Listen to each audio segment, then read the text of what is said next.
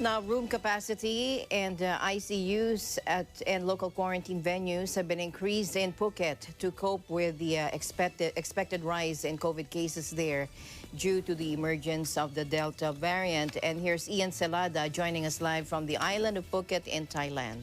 Hello, Ian. Hi, Alma.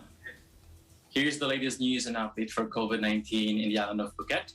The island has recorded 65 COVID-19 new cases today, according to the Phuket Provincial Health Office, marking the total cases to 1,306 since the third wave began, and the total fatalities are 14, according to the Phuket News. There were also 43 Phuket Sandbox arrivals who were tested positive after land Phuket, and does not include the latest COVID-19 cases tally. 402 people are currently receiving medical treatment. These patients are classified by the severity of COVID infections and by making use of three colors, green, yellow, and red. Red color, Alma, refers to the patients who are the most seriously ill, and the number of patients in this classification is very low. 18 were designated as red patients. Yellow color refers to the patient who experience usual COVID infection symptoms, and Phuket needs very high bed capacity for this classification. 204 were designated a yellow patient. And green color refers to much less serious or minimal symptoms that has 75 to 80% of all infected in the island. 180 were designated a green patient.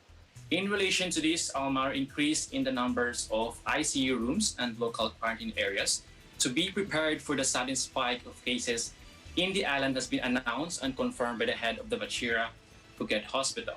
Local quarantine units or areas which were from 520 rooms to 729 rooms now, according to Dr. Kusak, the chief of Phuket Public Health Office.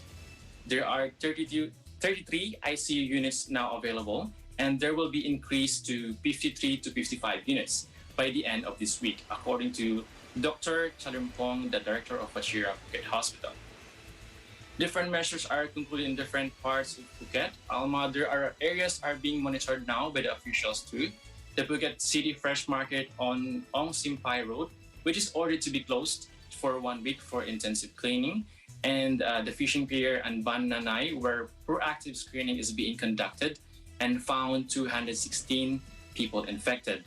And in Tambon, Tipkras Satri in Talang district is ordered to on lockdown as a person found to be infected in the workplace and spread the virus to the family members. 150 household villagers are not allowed to be into or out of the village. The Center of COVID-19 Situation Administration, or CCSA in Bangkok, initially announced that exceeding 90 infections in 1 week was reason enough to start reviewing whether or not the Phuket Sandbox scheme should be halted. However, Alma, Dr. Kajunsak Charat, Deputy Director of Department Disease Control, last Thursday confirmed that exceeding 90 infection on the island within 7 days was not criteria enough for Phuket officials to reconsider keeping the Phuket Sandbox scheme open. Dr. Kajunsak added that the evaluation under three criteria. Phuket Sandbox can continue, but we will spend the next 2 weeks monitoring to see whether Phuket is still able to control the number of new infections. The announcement followed by Phuket Governor Narong Wansip last Tuesday, confirming outright that the Phuket Sandbox scheme allowing vaccinated tourists into Phuket would continue despite the rise of infections across Phuket. Back to you, Alma.